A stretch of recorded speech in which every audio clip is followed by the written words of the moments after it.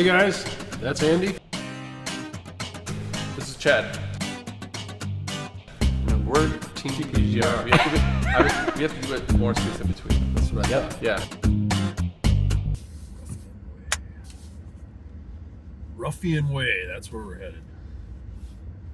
I think it's That appropriate. just sounds aggressive and tough. I think we should, Go left. yeah, that's a good start. But I think it would be appropriate to talk about charging as we leave a charger. Did I just... Hey. I gotta go right now. You're the right line. That dude has a Night Rider thing on the front of his semi. Did you see that? No. It's like going back and forth. Oh, sweet. Kit? Yes. Kit that needs to go on a diet. Something like that. I don't want to talk. We're talking about charging. Charging. Yes. So the thing that people ask us about all the time is how we can make it. How does the charging work? Yes. How do you guys figure out the charging? Yeah. And the answer is you just put into the screen where you want to go and it figures out all the charging for you. Kind of. In our particular case, we're wildly inefficient. Right. So it's kind of not as accurate. Although it certainly has gotten accurate over time. It learns a little bit. Yeah, I mean, it's a lot better than it was 5 years ago, and it was pretty good 5 years ago. It has taken very little effort on all 5 runs. Yep. And then the other thing is that it can only route you to places that exist. Well, 5 years ago, there was enough for us to do this. And now there's like 4 times enough. Yeah. Or 5 times enough, or whatever. They've added a ton of them. Yeah. And I've been ragging on the CCS chargers being sparse and extremely unreliable, but so far we haven't gotten in, knock on wood, we haven't gotten in trouble relying on a CCS charger either, so that's new, I think. Well, that's new.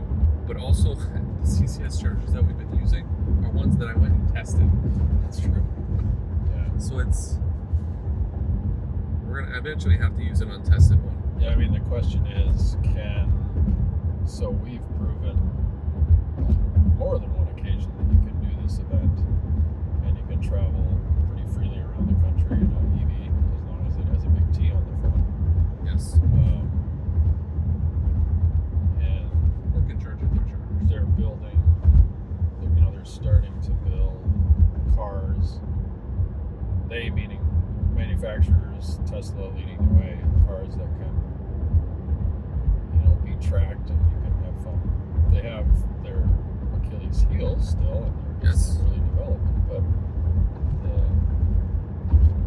the question is, if it doesn't have a T on the front, can you do this event? Could you do this event in a Porsche Taycan or something like that?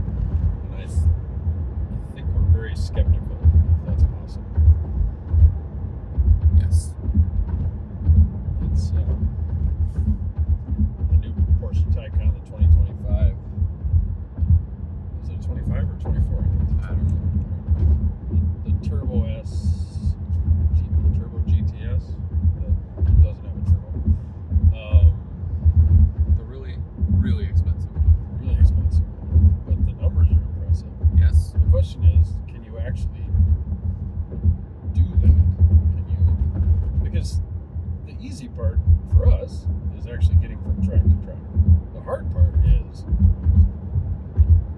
only having 2 short sessions in a day, one in the morning and one in the afternoon, is setting up, getting the car optimally charged and cooled, ready for the session to optimize the power output. Jeez.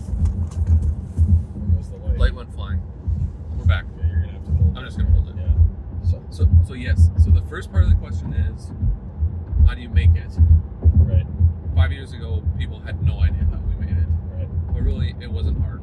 We were bragging about spreadsheets, but really, we didn't do that much work. I mean, we did a bunch of work. We did. Didn't need I did to do the bunch of work. Exactly. I did the spreadsheet sheets, but what it told us is we don't have to do anything. It's fine.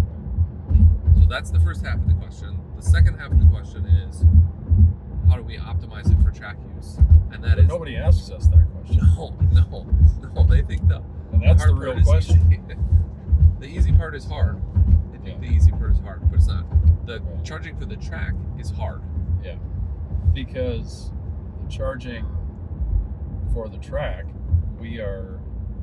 people think, okay, you just plug it into the wall. Some people think that.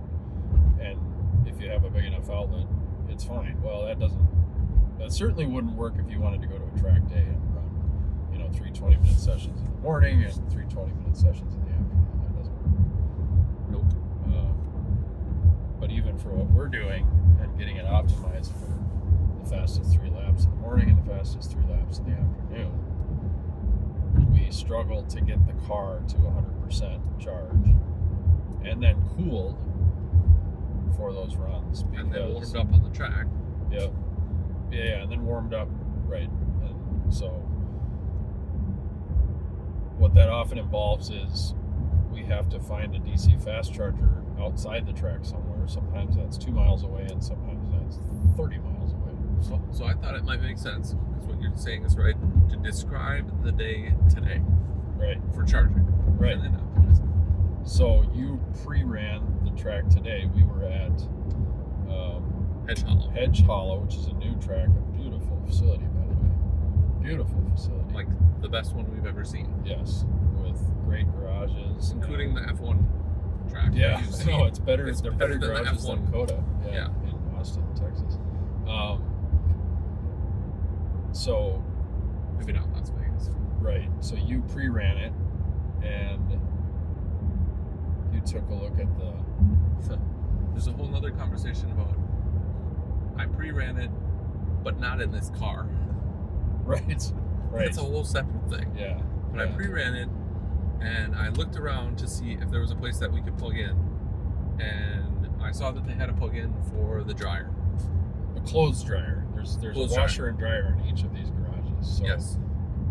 So you saw that there was a clothes dryer. Yep. And then I emailed Nick, the track manager, and I knew that there was 240. So I knew that clothes dryer was 240, and the plug looked like it was 241 too. Yep. So that's all beforehand. Right. So then this morning, we get up probably at least an hour before everyone else. Although there was a weather last night, so some people actually started at like 3 a.m. Right. So ignoring the weather part of it, we get up about an hour before everyone else, and we leave the hotel because the hotel didn't have charging.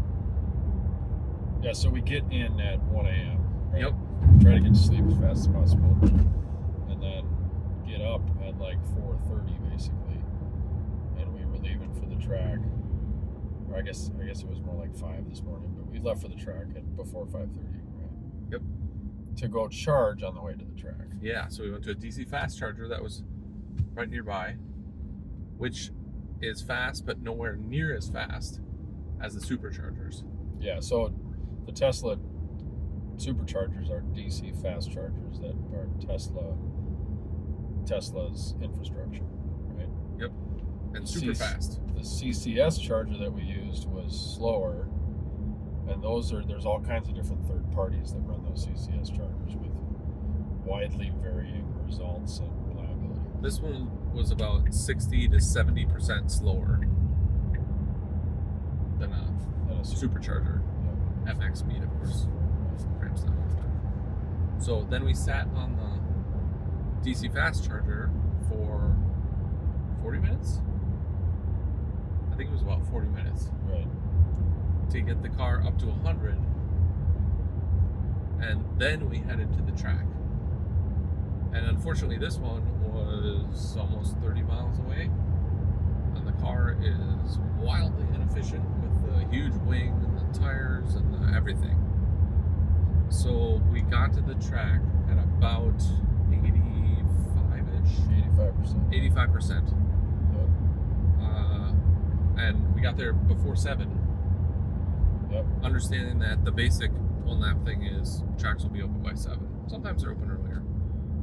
But with an hour and a half of charging, on that outlet that we thought we had, that would get us back up into the mid to high 90s, which would be good.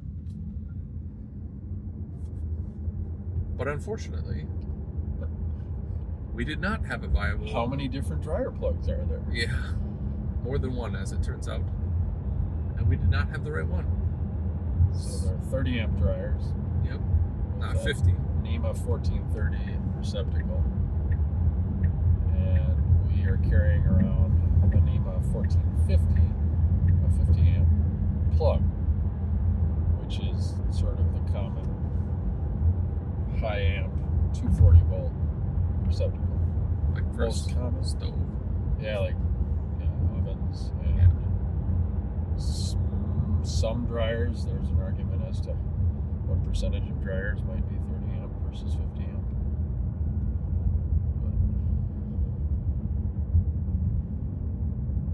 So it was 30 amp. So we are at 85%. Our session is in less than an hour and a half, and we plug in a 110 volt. Yeah. Plug into a standard wall outlet basically, and the car brings like up 2%. Yeah, and the car brings up, oh yeah, you'll be charged in 14 hours. Right. That's great. So we hustled around trying to figure out if there was any other option, and there wasn't. So we still did all the other things, including cooling the car. So the other problem is when we DC fast charge in the morning, the battery is intentionally heated up because it will charge faster when it's warm, hot, even. And yeah, so the car leaves that heat in the pack. Might need it later or whatever. So then, in order to start the session, to have power for a long time, we have to cool the pack now. And so we started cooling the pack probably 15-20 minutes early. And that uses a refrigeration cycle, Which is sucks a bunch of energy out of the battery. Yep. It takes energy to move energy. Is that how that works? And that's what we're doing. To move heat. Yeah. So we got to grid and it was down to about 82-ish. 83-ish. And then somebody was on the track when we were supposed to go. So we're supposed to leave at 8:30-ish. We're in the first run through. Yeah, the first session starts at 8:30. Yep. Yep. But And there was people walking on the track. So we sat there for 25 minutes. And if we turn off track mode, it stops cooling. That's great. But actually, it dumps heat into the battery because it thinks that you want to run high power on the street and it wants the battery to be warm. So we just left it cooling this whole time. And I went out onto the track at like 78 or something by the time I did the warm-up lap. So from a target of we want to be 95, 98, somewhere in there, to we actually started the day on the track at 78. That's the part that's hard. Yep. So there's all these different plugs, there's all these different scenarios, different tracks have different infrastructure. Sometimes the real it fast works. charging is available, but different distances from the track. We don't get to hang out between the two sessions at one lap and BS and Right. grab track Barbecue. food and all that stuff. I had We get to barbecue go- today and it was Right. delicious. Yeah, you got leftovers. I got leftovers at least. Thank you, Chris and Julian. So. Okay, so let's talk just briefly about the day then too. Yeah, so Besides Hedge Hollow being that's the challenge. fantastic. Yeah. Yeah, good track. I'd love to drive it sometime. It rained, he said, over an inch last night at the track. So we arrived and it was, Moist. yeah, it was pretty damp. And are you amusing yourself at least? I'm amusing myself. Yeah, because there's okay. people that don't like that word. Yeah, exactly. So then it was damp and there was clouds, so it wasn't gonna dry off. There's a little bit of wind. So we thought it would be a little wet. I went on rollerbladed the track like I always do. There's 3 or 4 spots where there's like little mini rivers running across the track that felt pretty slippery. And yeah, then we went back in and got ready. But while we were sitting on the track waiting for an extra half an hour, the track actually started to dry. So when I went out there driving around, I'm like, wow, there's not really much here. This is gonna be great. And it pretty much was. There was just a couple spots where it was slick. And of course we have all-wheel drive and all that other stuff. So the rear-wheel drive guys were probably a little less happy with the track, but it was 90-95% in my mind. So the struggle with starting at a low state of charge is power output is voltage times current. And so when the state of charge is lower, the voltage is lower. So in order to create the same amount of power, the battery has to flow more current. And the more current the battery flows, the faster it heats up. And if the battery gets too hot, the computer protects the battery by reducing the power output significantly. All the way down until it's not producing more heat. Right. It's kind Which of is a less downward. than half of max power. Yeah, basically. yeah. It's kind of a downward spiral. Yeah. And inevitably, if the state of charge gets low enough, there's a max current that the system can output, and the motors and the wires can handle. Yep. And so voltage times that max current, as the voltage continues to drop and you're against the max current, then the power output drops also. So there's two ways to lose power with the car, to have the power decrease. That's a lot of words. Right.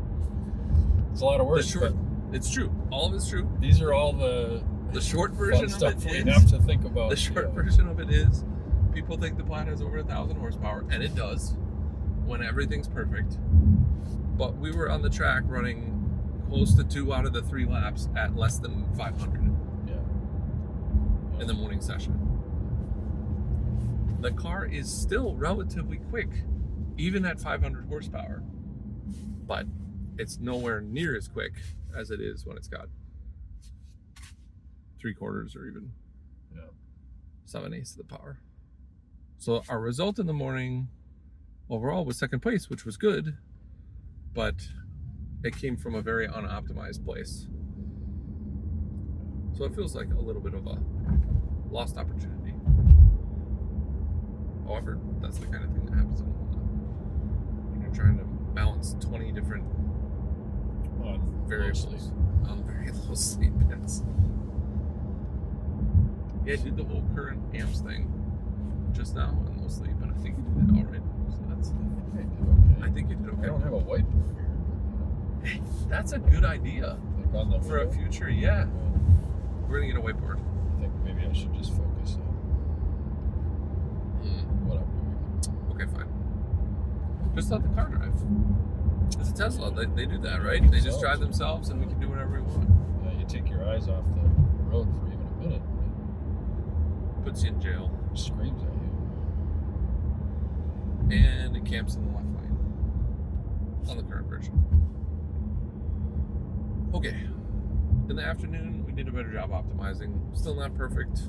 You did a MacGyver job on some parts from a tractor supply company or something. I don't know. Yeah, some kind of And we were able to use that 30 amp plug, and it made about 7% difference. And then me with my foot on the track, understanding that we have lower power, I tried to optimize it much better, and we were only missing full power in the second session for about the last half of the last lap, which is a little bit squirty, and there's a bunch of corners anyway, so it's just like the power doesn't make as much difference, except for the last straight. So we probably lost a second or two, and we ended up in third place, which is still pretty good. Other people now had run the track, they're running full power, it was full dry. The person that's in first place overall, we were just a second behind them. So in the afternoon. yep. So Good runs, but yeah, the car has a again, the story of this car is it has more potential, and extracting the potential is difficult. That's the story of the car. But good driving. Yeah. Good job. That was good. It was fun. So tomorrow we have a fun challenge because now we have 3 laps in the morning on a track that's even longer. So more use state of charge, more heat generation. More bad stuff. Yep. And 3 laps in the morning, 3 laps in the afternoon. And in between that, when we would be trying to figure out how to charge the car back up to 100% charge, Andy has to run 3 autocross runs. So we need to figure out how to thread the charging in with the autocross runs. And the nice part is they have They do have a RV plugs. They've got hopefully 240, 50 amp plugs, I don't know, in the garage. And since we're at the Corvette Museum, or the Corvette track, across the street is a Corvette Museum, and they have a CCS charger. So we're hoping to use it. Get back up full. I think he's back there, Phil. Yeah, I think, the RV plugs, the 50 amp RV plugs are really about as good as it gets. Yeah. But if these tracks were interested in some revenue, they should set up DC fast charging at like 50 to 75 kW. And, they could make money, and people could use that to run a typical HPDE track day. So they Four would get, 20-minute sessions Yeah. throughout the day. Yep. Basically, you'd be 20 minutes on the track and minimum 40 minutes off charging. And you could do that all day. With 3 people, basically. 3 people per charger. Yeah, right. Yep, so. And a couple places have done that. Yeah, or better. Better, yeah. Zika's got superchargers right there in the paddock, which that was a dream last year. Yes. Thunderhill, I think, has them, or Buckle has them. I mean, even Brainerd has them close enough where it's not super convenient, but you just go about 3 miles down the road, which is nothing. Barber has them. Yeah, Right Barber's outside. Yep.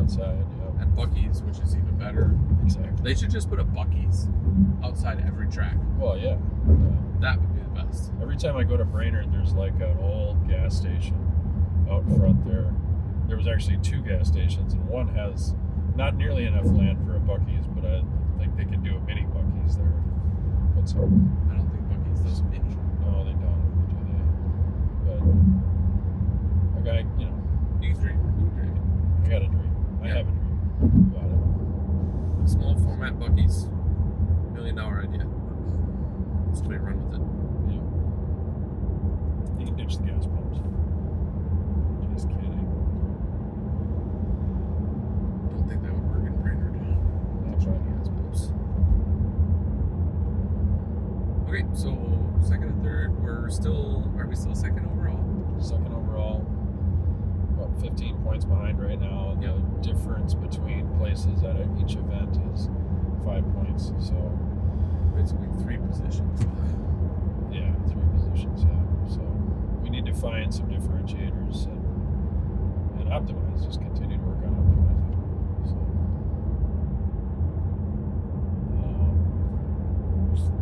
I missed National Corvette Museum is the track tomorrow. I missed the Fox or something on the road. I don't know what that was. Yeah. That was good. The score for hitting the splitter is presently 5-2. In my opinion. Sure. Yeah. We had chicken fingers for dinner. I don't think there's anything else to say. I think we've run out of. We also need to sleep. So about 11:20, 11:30.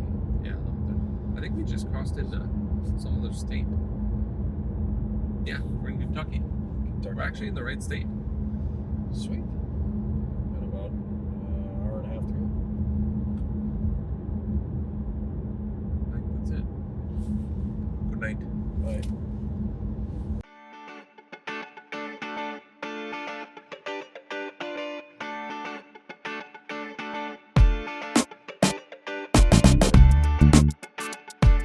Bye.